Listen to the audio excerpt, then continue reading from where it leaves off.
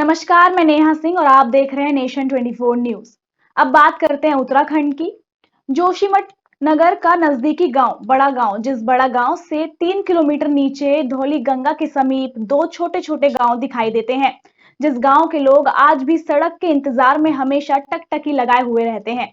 जी हां, हम बात कर रहे हैं बड़ा गांव के नजदीक की पयाचोरमी गांव की, जिस गांव में 60 परिवार से अधिक लोगों का अपना आशियाना है, जहां के लोग हर दिन 3 किलोमीटर खड़ी चढ़ाई पार करने के लिए मजबूर हैं। यहाँ के स्थानीय ग्रामीणों का कहना है कि उन्होंने कई बार शासन प्रशासन तक गुहार लगा दी है, लेकिन आज तक हमारी समस्या जस की तस बनी हुई है।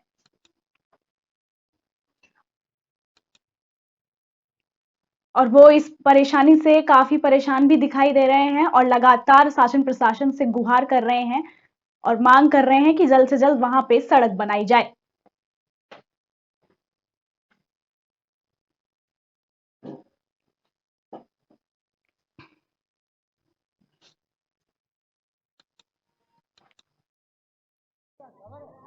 विगत कई सालों से पैया चोरी वालों ने अपना अनवरत प्रयास किया है कि चोरी पैया में सड़क बने, लेकिन इस निर्माण में सरकार ने कोई भी अपना मौलिक ध्यान नहीं दिया।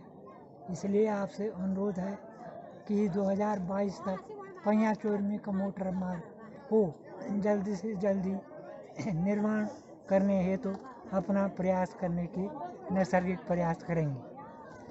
धन्यवाद। हमारे गांव में रोड पहुंचनी चाहिए। हम बहुत पिछड़े में हो गए।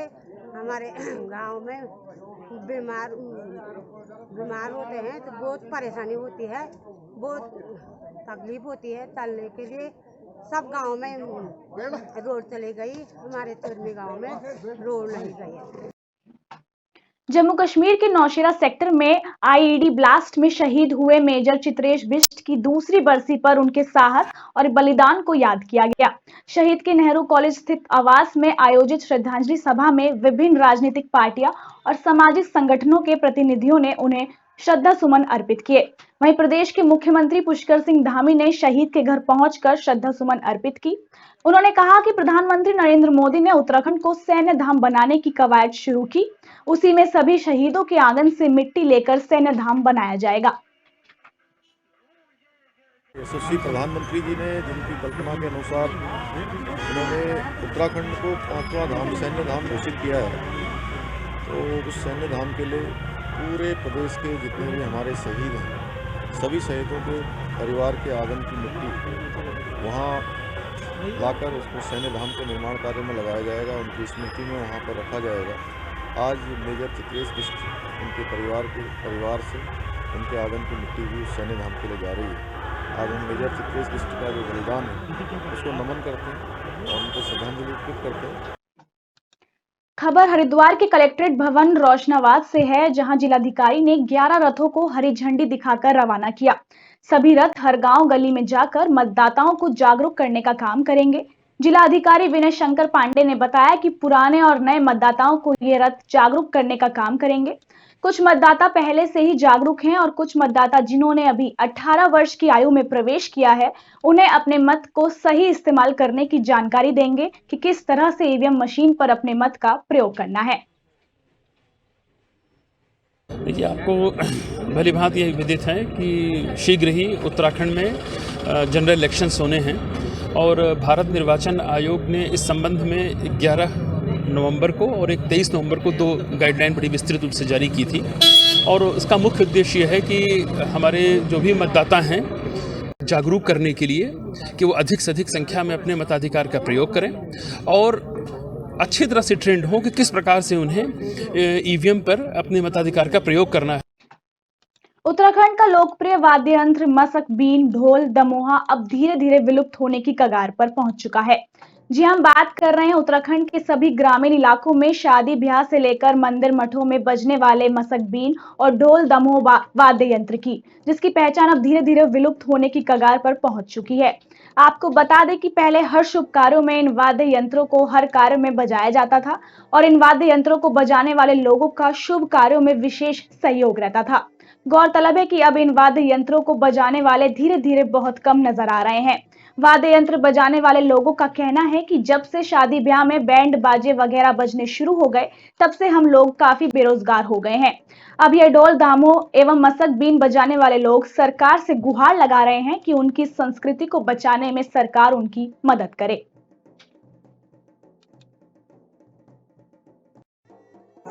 ढोल दमाऊं, मसक बीन और भूकर जो हमारी उत्तराखंड की संस्कृति है, ग्राम स्तरों पे हम इस काम को करने का प्रयास करते हैं, लेकिन ग्राम स्तर पे ये चीज़ लुप्त की कगार पे है और जिससे कि हमारे समाज के लिए ये बेरोजगारी का जैसा एक समस्या खड़ी हो रही है।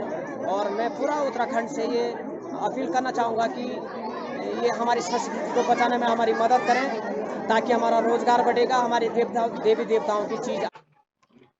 रैनी घाटी के कुछ परिवार इस समय बीआरओ पर वादा खिलाफी करने का आरोप लगा रहे हैं। पीड़ित परिवारों का कहना है कि बीआरओ ने उन लोगों से कहा कि उनकी थोड़ी सी भूमि सड़क बनाने के लिए जरूरी है, जिसका उनको उचित मुआवजा भी दिया जाएगा, लेकिन बीआरओ के द्वारा आज तक उन्हें कुछ भी नहीं मिला। पीड़ित परिवार कह रहे हैं उन्हें बस थोड़ा सा भूमि देने की बात बीआरओ के द्वारा कही गई थी, जिसके बाद बीआरओ ने उनकी आधी से आधी भूमि सड़क बनाने के कार्य में काट दी, जिसको लेकर रैनी गांव के पीड़ित परिवार इस वक्त काफी परेशान नजर आ रहे हैं। ऐसे में पीड़ित परिवार इस वक्त सरकार से गुहार लगा रहे हैं कि उनकी समस्याओं पर विशेष गौर किया जाए। हमारा जो जमीन था रोड साइड वो ढीसबाल वाले ने सब काट देने। हमारे की भी जमीन था 4 परवार जमीन था, वो एक सेट में 4 परवार जमीन दीदी बिहार वाले ने सब काट देनी। तने हमको ये डाली 10 दिन अंदर तुमको पैसा मिल डाला और तुम मना नहीं करा, तुम मना करने थे हमें डोजर लेकर काट दो। हमारे बॉर्डर रोड थे, हमारे तो रोड लगो तुम मना नहीं कर सकते, हमको धमकी देने पुलिस आई बहुत ज्यादा तने धमकी देने और हमें डोरा बुझाया मोबाइल बड़ा से पैसे मिलेंगे हम तैयार हो गए तरह के पैसे देने दे हम कई बार तहसील में देगा श्यामा सुनाई ना कागज पता का दो बोना से। छोटा सा एक जमीन था पिताजी का, वहाँ पूरा गिरी फल ने कटिंग कर दिया है। उन्होंने पिता लोगों को धमकी दी। हम तो यहाँ पे किराए पे रहते हैं, हम जा नहीं पाए उस टाइम, बच्चों के साथ नहीं जा पाए हम। फिर उन्होंने कटिंग किया, मम्मी लोग तो वहीं थे। मम्मी का बीपी हाई हो गया था, इसलिए हमें जाना पड़ा रोड से, हम जा नहीं पाए। वहाँ रोड कटिंग हो रखा था, फिर इधर उधर से गए, बीपी लो हो रखा था, दवाई लेके गए हम। और उन्होंने कहा कि आपको ज़मीन का मुआवजा देंगे हम। जो ज़मीन का मुआवजा भी नहीं दिया उन्होंने, न विस्थापित करे न कुछ, और वहाँ पूरा दरार पड़ा। प्रदेश में बढ़ते कोरोना के मामलों को देखते हुए प्रशासन भी अलर्ट मोड पर आ गया है। कोरोना टेस्टिंग के साथ वैक्सीनेशन अभियान भी शुरू किया गया है। सीमाओं पर भी चौकसी बरती जाने लगी है। बाहरी प्रदेशों से आने वाले यात्रियों को कोविड टेस्ट या नेगेटिव रिपोर्ट देखकर ही प्रवेश दिया जा रहा है। कोरोना से निपटने के लिए उच्च अधिकारी अधीनस्थों के साथ बैठक कर रणनीति बनाने में जुटे हैं। रुड़की ज्वाइंट मजिस्ट्रेट अंशुल सिंह का कहना है कि शासन से मिली गाइडलाइन के अनुसार काम किया जा रहा है।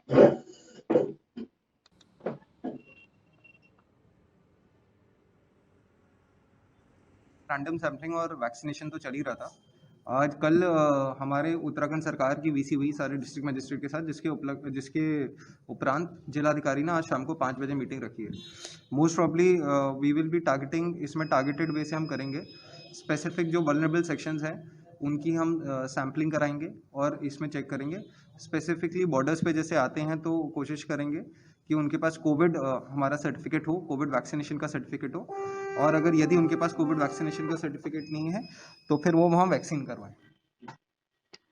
मंत्री गोपाल भार्गव ने ट्रांसफर पॉलिसी का समर्थन किया है। उन्होंने कहा कि प्रदेश में बननी चाहिए ट्रांसफर पॉलिसी, सीनियर और जूनियर के हिसाब से होनी चाहिए तबादले।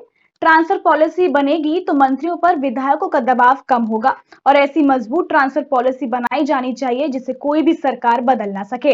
मंत्री गोपाल भार्गव ने यह भी कहा कि सबका साथ और सबका विकास करना है तो जातिवाद खत्म करना होगा। जातियों में बांट के समाज को एक नहीं रख सकते। नुकसान देश को होगा, नुकसान समाज को होगा, विकास रुकेगा। और मुझे दुख है कि जो जातिवाद भारत में आज़ादी के बाद ख़त्म हो जाना चाहिए। तो आज़ादी के पहले जितना था उतना बल्कि उससे ज़्यादा आज। तो ये जो है ये देश के लिए शुभ नहीं है। मध्य प्रदेश के इंदौर में पिछले साल सितंबर महीने में विजयनगर पुलिस ने महालक्ष्मी नगर इलाके से देह व्यापार के अड्डे का पर्दाफाश कर 21 लड़कियों को मुक्त कराया था, जिनमें से कई लड़कियां बांग्लादेश की थीं। इसके बाद उस दौरान पूरे मामले के तार MDMA ड्रग्स मामले से जुड़े थे। इसके बाद पुलिस ने कार्रवाई करते कुल 33 आरोपियों को गिरफ्तार किया था। वहीं इस वर्ष 15 नवंबर को विजयनगर की एक होटल में दबिश दी गई थी, जिसके बाद युवक युवतियों को देह व्यापार के मामले में गिरफ्तार किया गया। पूछताछ में पता चला कि युवतियां बांग्लादेश से अवैध तरीके से बॉर्डर पार कराकर लाई गई थीं। देश के हर प्रदेश में अपना गिरोह बनाने वाले विजय दत्त उर्फ मोमुनिल को हाल ही में पुलिस ने गिरफ्तार किया है। वहीं पुलिस ने उसके सेक्स रैकेट के कुल 42 आरोपियों को गिरफ्तार कर लिया है।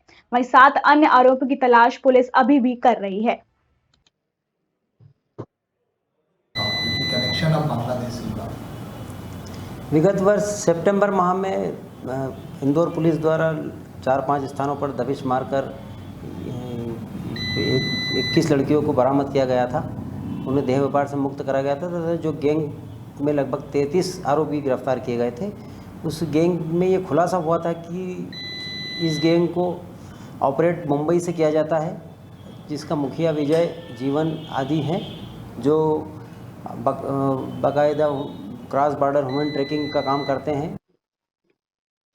सरकार चाहे विकास के लाख दावे कर ले, पर जमीनी हकीकत पर विकास के दावे खोखले ही नजर आते हैं। दरअसल हम बात कर रहे हैं अनूपपुर जिले के पुष्पराजगढ़ तहसील की, जहां आए दिन पुष्पराजगढ़ भ्रष्टाचार के मामले में सुर्खियां बटोरते रहता है।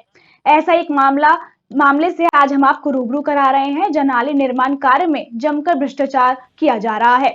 आपको बता दें कि तहसील मुख्यालय में शहडोल लोकसभा की शहडोल संसदीय क्षेत्र की सांसद, विधायक, न्यायाधीश, SDM, जनपद CEO और जिले के भी आला अधिकारी का भी आवागमन इसी मुख्यालय से होता रहता है। लेकिन मुख्यालय पर चल रहे कार्य पर इन जिम्मेदारों की नजर नहीं ठहरी या देखकर अनदेखा कर देते हैं। जब हमारे टीम ने नाली निर्माण कार्य का जायजा लिया, तब देखा कि दलदल और बहते पानी में बेस डाला जा रहा है, जिसमें सारा सीमेंट और रेत पानी में बह रहा है। तो तब तक क्या आप यहाँ पे मौजूद नहीं? नहीं, मैं अभी जितना ये काम पहले हुआ था, इसको मेरे दौरान हुआ है, तो उसका अपन ने पेमेंट भी करवा दिया, जितना सही काम हुआ था। अभी ये जितना ये बेकार काम किए हैं, इसके लिए इनको पहले भी बात मतलब फ़ोन के द्वारा सूचना दी गई है ठेकेदार को, लेकिन ये उपस्थित होकर काम ठीक नहीं करवा रहे हैं, तो अब इनको नोटिस दे दिया। सर जहाँ जहाँ पे मतलब खराब है सभी जगह टूटेगा सर? सर मेजरमेंट हो चुका है क्या खराब काम? नहीं, इसका मेजरमेंट इसमें दिक्कत ये चाइना की दीवार बन रही है उनका। ये लॉकडाउन के बाद से अपनी नाली बन रही है, तो लॉकडाउन कब था, लॉकडाउन कब खुले हो गया, और आज कौन सा महीना चल रहा है, देख लो, अंदाजा लगा लो। ये चाइना की दीवार बन रही है। 400 मीटर लगता है नाली बना रहे हैं कि चाइना की दीवार बना रहे हैं। जो हाँ भी बनी हुई है नाली, कहीं ढक्कन लगा है, कहीं नहीं लगा, पूरी मतलब खुली है। आप देख सकते हैं हमारी दुकान के सामने, ये इधर ढक्कन खुला, इधर ढक्कन खुला, कहीं तो नाली बनी हुई है। आपका क्या नाम है? बबलू जी, ये बताइए, जो आपकी दुकान के सामने नाली बनी हुई है, क्या ये गुणवत्ता सही है इसकी? ये नाली तो सही नहीं है, इसके बाद पेपर कुछ भी नहीं चला है, मिट्टी दिख रहा है। हम देख पा रहे हैं कि बीच में बोल्डर भी डले हुए, सरिया भी दिख रही है, इसके बारे में आपका क्या कहना है? इस पर कैसे बनाने दी नाली को, नहीं तो खराब हो जाएगा नाली। मामला भिंड जिले के भरोली ग्राम का है, जहां दबंग सरपंच ने चरनोई जमीन पर अपना कब्जा ठोक दिया, जिसका विरोध करने जा रहे ग्रामीणों को घेरकर सरपंच और साथियों ने लाठी डंडों से जमकर पिटाई कर दी, जिसमें आधा दर्जन के लगभग लोग घायल हुए हैं। आपको बता दें कि भरोली पंचायत ग्राम नोरासाई में इस भ्रष्टाचार को लेकर कुछ ग्रामीण जन सुनवाई में आवेदन देने जा रहे थे, तभी रास्ते में दबंग सरपंच और परिवार के लोगों ने उन्हें जमकर पीटा।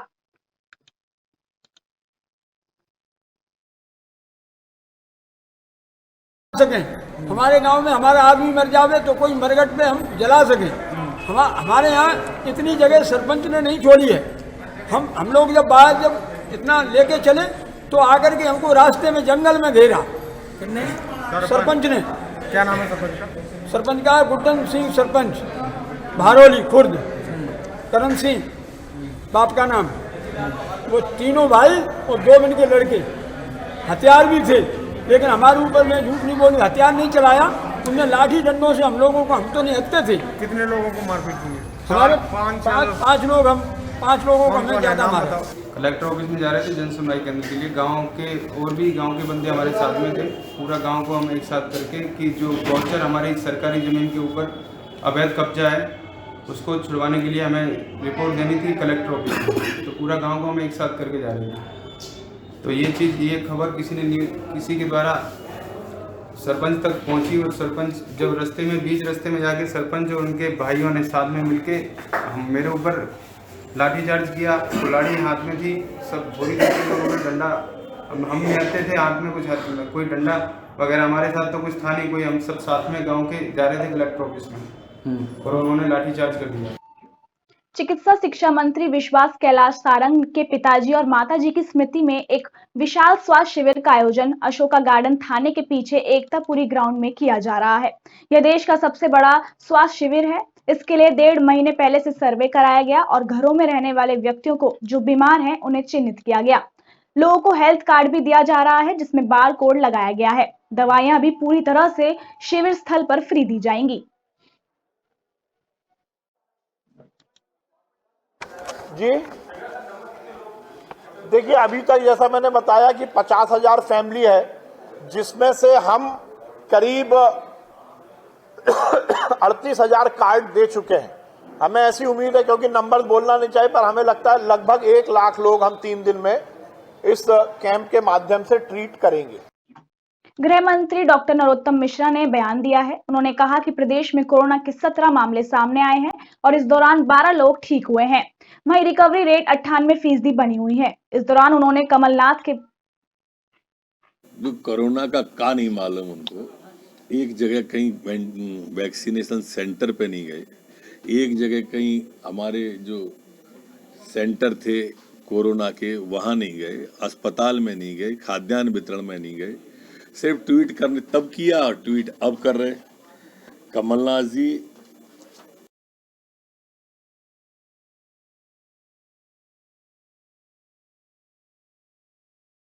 भसरोली में प्राथमिक और उच्च प्राथमिक विद्यालय एक ही जगह बना हुआ है, जहां पर दोनों विद्यालय में करीब 301 बच्चों के नाम रजिस्टर में दर्ज हैं। लेकिन उस समय करीब 180 छात्र छात्राएं विद्यालय में उपस्थित थे। लेकिन विद्यालय प्रबंधन की तरफ से छात्र छात्राओं के लिए मध्याह्न भोजन की व्यवस्था नहीं कराई गई। सभी जिम्मेदार अध्यापक और डीलर से जानकारी ली गई तो सभी ने अलग अलग कारण बताया और मुख्य कारण बताने से बचते नजर आए। मतलब एक टीचर है, एक क्लास में काम देकर दूसरी क्लास में जाते हैं और एक क्लास में काम दूसरी देकर एक क्लास में काम देकर दूसरी में तीसरी में जाते हैं। एक क्लास में पढ़ाते हैं, 2 क्लास में काम। अच्छा, आपकी पढ़ाई सही कर रहे हैं? सही कर रहे हैं। अच्छा, कोर्स है आपका पूरा? यस, जो 4 किताब है, मतलब 4 ही आए। अच्छा, 4 किताब है, पूरा कोर्स नहीं है? पूरा कोर्स आया नहीं। इसमें केवल मैं एकमात्र सहायक अध्यापक के रूप में कार्यरत। अच्छा, जिसमें बच्चे कितने हैं? इसमें 121 बच्चे पंजीकृत हैं। तो आप किस तरीके से पढ़ा दूंगे इतने बच्चों के लिए? इसमें कक्षा शिक्षण के लिए पहले कक्षा 1 किसी कक्षा को पढ़ाता हूँ, उसके बाद 2 कक्षाओं में मैं कार्य दे देता हूँ बच्चे के लिए। इसी प्रकार से अगली कक्षा में पढ़ाता हूँ और अन्य 2 कक्षाओं के लिए कार्य कर देता हूँ, कार्य देता रहता हूँ। अच्छा, तो जैसा और भी आपका काम होगा, रजिस्टर का काम है, स्कूल के काफ़ी काम हो, तो किस तरीके से कर दूँगा उनके लिए? इस कार्य के लिए मैं अधिकांश से मध्यावकाश का प्रयोग करता हूँ। सारे काम लगभग मध्यावकाश में ही पूर्ण किए जाते हैं। उच्च प्राथमिक विद्यालय भैंसरोली में MDM नहीं बना, उसको लेकर आप क्या कहना चाहेंगे? विद्यालय के इंचार्ज अध्यापक से फ़ोन पर बात की गई है, जिनके द्वारा ये अवगत कराया गया है कि विद्यालय में राशन न होने की वजह से आज भोजन नहीं बना है और उसको बुला करके स्टाफ पंजिका में देखा जाएगा कि वाकई में राशन न होने के कारण भोजन नहीं बना या कोई और। गाजियाबाद पुलिस ने ऐसे 5 ATM हैकर्स को गिरफ्तार किया है जो पूरे देश के अलग अलग प्रदेशों में 100 से अधिक ATM हैक की वारदात करके करोड़ों रुपए की ठगी कर चुके थे। पुलिस ने इनके कब्जे से 2 car, 10 mobile, bullet ATM, laptop आदि बरामद किए हैं। हालांकि इस गैंग में 9 लोग थे, जिसमें से 5 गिरफ्तार हुए हैं जबकि 4 अभी तक फरार हैं।